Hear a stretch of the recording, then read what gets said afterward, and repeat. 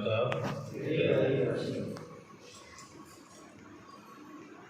आदरणीय महाराज जी व सतगुरु की प्यारी साथ संगत, आज देखो कि भाई सर्वज्ञानंद के जन्मदिन के शुभ अवसर पर आप लोगों के दर्शन हुए, इसके लिए मैं आप सारी साथ संगत का धन्यवाद करता हूँ और शुभ कामनाएं और शुभ आशीर्वाद।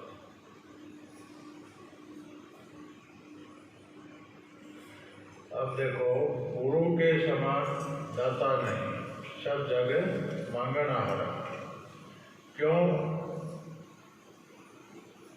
कि दाता होता है देने वाला, कि गुरु के समान दाता नहीं। कि हम संसार में किसी से अगर मांगे भी गए तो ज़्यादा से ज़्यादा हमें क्या दे सकता है कि 3 लोगों की वस्तु, उससे ज़्यादा कुछ नहीं दे सकता, और वो सब नश्वर है। तो गुरु को दाता इसलिए बताया है कि हमें वो चीज़ बख्शते हैं जिससे हमें चीज़ों की जरूरत ही नहीं रहती, और इस नश्वर संसार से निकाल लेते हैं। तो हमें कुछ मांगने की जरूरत ही नहीं है। 3 लोग की वस्तुएं जो हैं उनकी हमें जरूरत ही नहीं रहती। इसलिए गुरु को सबसे बड़ा दाता बताया गया है कि सबसे अमूल्य वस्तु वो सदगुरु हमें बख्शते हैं। और बगैर गुरु के भी कई मनमुख भक्ति करते हैं, लेकिन जगह जगह साख है कि गुरु बिन माला फेरते, गुरु बिन देते दान, गुरु बिन दान हराम है, जा पूछो वेद पुराण। सभी धार्मिक ग्रंथ इस बात के साक्षी हैं कि बगैर गुरु के दान कर लो और कुछ भी कर लो, सफलता नहीं है, मोक्ष नहीं है। अरब खरब लो लक्ष्मी, उदय अस्त लो राज, और एक गुरु की भक्ति बिना सभी नरक को साथ। कि अरब खरब संपत्ति इकट्ठी कर लो और पूरे भूमंडल के ऊपर राज स्थापित कर लो, लेकिन एक गुरु की भक्ति के बगैर वो सभी नरक का साज है, नरक में ले जाने वाला सामान है। तो सबसे उत्तम गुरु भक्ति बताई। लेकिन क्या करते हैं कि अब देखो, पतंगा है,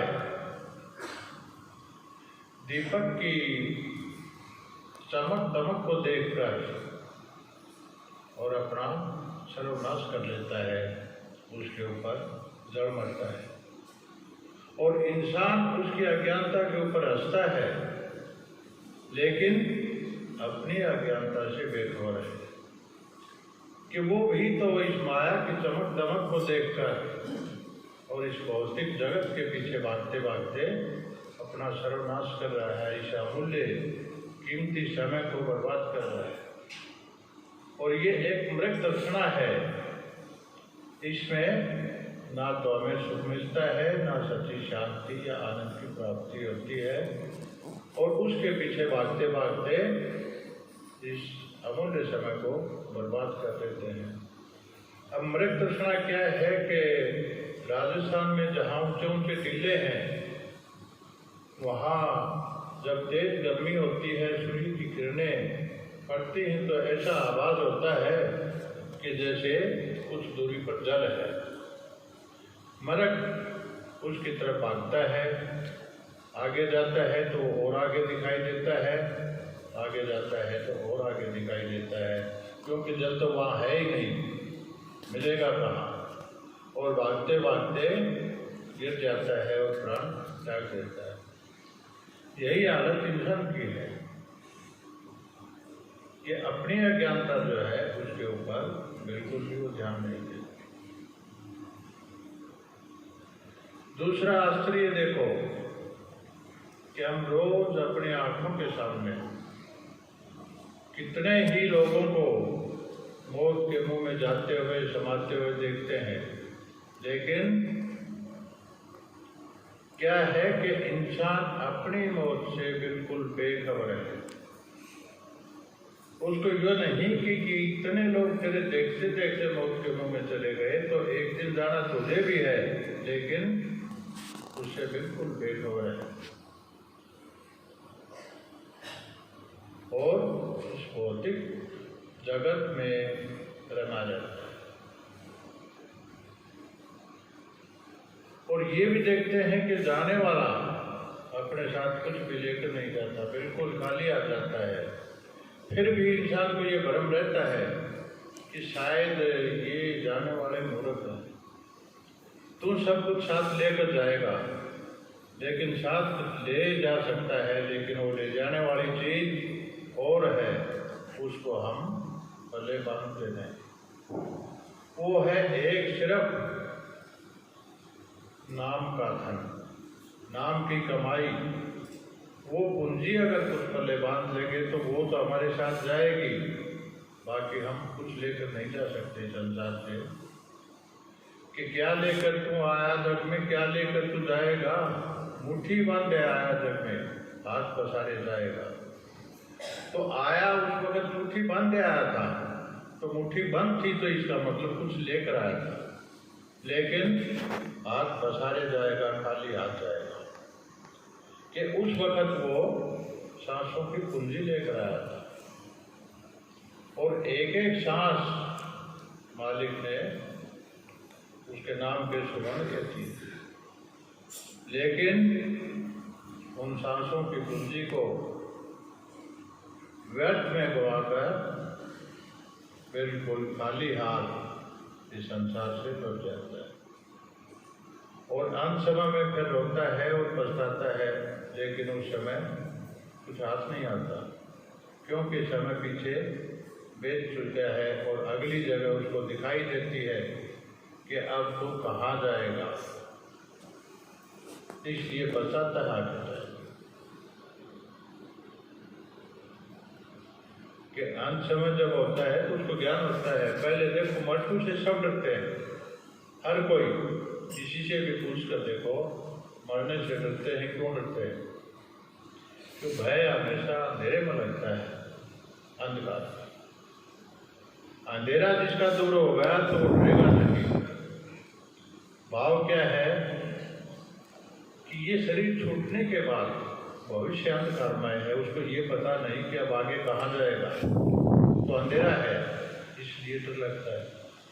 अगर वो अंधेरा दूर हो गया तो फिर भय किस बात कि दुनिया डरती मरण से, मेरे मरण आनंद, कब मरिए कब बैठिए पूर्ण परमात्मा। तो जिसका अंधेरा दूर हो गया, अगली जगह जिसने देख ली, तो उसका मौत का कोई खौफ नहीं है, उसको बिल्कुल निर्भय। लेकिन भय तब तक है जब तक अंधेरा दूर नहीं हो। और अंधेरा तो कई प्रकार का है, लेकिन असली अंधेरा यही है कि भविष्य का पता नहीं कि हम कहाँ जाए। और जिसको सतगुरु मिल गए तो उसको ये भ्रम रहना नहीं चाहिए, पूर्ण विश्वास होना चाहिए कि हमें पूर्ण सतगुरु मिले हुए हैं। हम 84 में तो जाने से रहे, इतना अटल विश्वास हो और इतना अटल विश्वास ही उस काम के ऊपर होना चाहिए जो सतगुरु ने हमें सौंपा है। उस काम के ऊपर भी इतना ही विश्वास होना चाहिए और पूरी निष्ठा और लगन से वो कार्य हमें करना चाहिए। लेकिन नहीं करते, इंसानी जामा पहन कर भी पशुओं वाले का कि मनुष्य धरा लिया नाम, पशु के काम करे दिन राती, और बिन पूछड़ के ढोर शर्म नहीं आती। कि इंसानी जामा पहन कर पशुओं वाले काम, यानी खाना पीना, बच्चे पैदा करना, पालन पोषण करना और सोना, ये तो सभी जीव जंतु करते हैं। और यहाँ तक ये अगर इंसान रहा तो फिर उसमें और पशु में अंतर क्या है? वो इंसान कहलाने के लायक ही नहीं है। उसको इंसान किस आधार पर कहेंगे? क्योंकि इंसानी चोला तो हमें दिया है मालिक की भक्ति करने के लिए, और उसको हम याद ही नहीं करते। सब काम पशुओं वाले, खाना पीना आहार जो है वो पशुओं वाला, निद्रा जो है वो पशुओं वाली, और बाकी कर्म जो है वो तो उनसे भी गिरे हुए। तो इससे तो फिर वो पशु अच्छे हैं, उनका खान पान का नियम है और अपने कर्तव्य का पालन करते हैं। उन्हें ज्ञान है कि तुम जिस कुत्ते से बंधा है उस घर के प्रति तेरा क्या काम है, क्या हुआ, और वो उसका पूरा करता है। लेकिन इंसान अपने फर्ज को नहीं समझता कि मनुष्य का चोला इस रचना का सबसे श्रेष्ठ वो मालिक ने तुझे सौंपा है, तो वो किस लिए सौंपा है?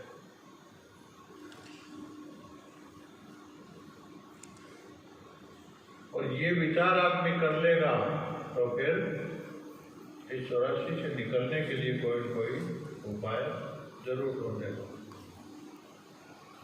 अभी सब बोला कि अपराधी तीरथ चला जाके नहान समझाया, पहले तो अपराध करो और फिर चलो गंगा जी में स्नान करके आते हैं, पाप धुल जाएंगे। चलो मान लिया एक मिनट के लिए कि गंगा जी में नहाने से पाप तो धोगे, लेकिन बाद में क्या करते हैं कि उसी जल को लाकर घर में छिड़कते हैं कि ये शुद्ध है। या तो तेरे पाप नहीं धोए और पाप धोगे तो शुद्ध कैसे रहेगा? दोनों बात तो नहीं हो सकती।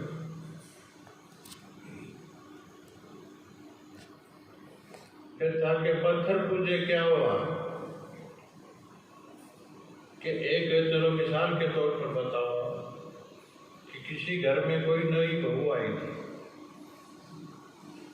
वो बहुत ही समझदार थी, लेकिन उसकी सास कहने लगे कि ये बहू चल तुझे धोखा मरवा लो।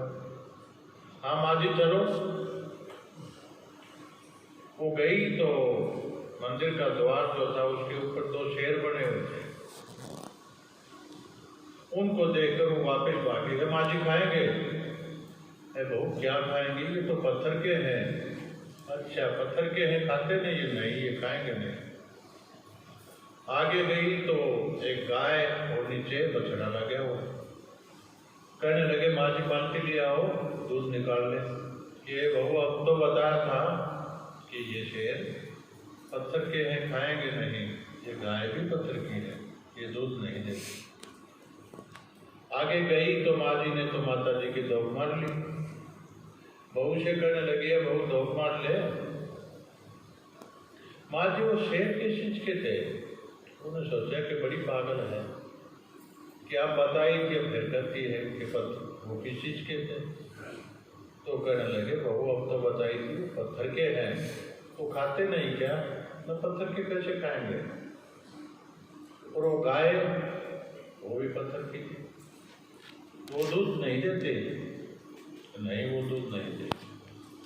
क्यों? पत्थर की है, दूध कहाँ से आएगा? अच्छा तो ये आपकी माता जी किस चीज की है?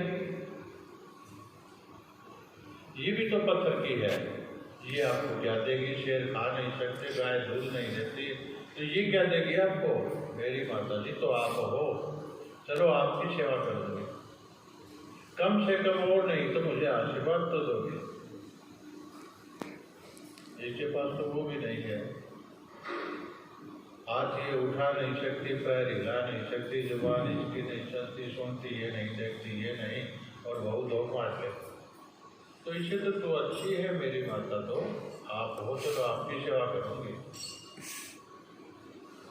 तो कहने का भाव क्या है कि हम सत्संग में आते हैं, सबसे पहले हमारा फर्ज बनता है घर में माता पिता हैं, सास ससुर हैं या बुजुर्ग कोई भी है, सबसे पहले हम उसकी सेवा करें और उसका आशीर्वाद लेकर फिर सत्संग में आए। कि पहले कौन मनाइए, किसका लीजिए नाम, मात पिता गुरु अपना, वजोदड़ी का नाम। सबसे पहले माता पिता की सेवा, उसके बाद अपने सदगुरु की सेवा और उसकी बताई गई युक्ति के अनुसार उस मालिक की भजन बंदगी करना। आनंद विदाता।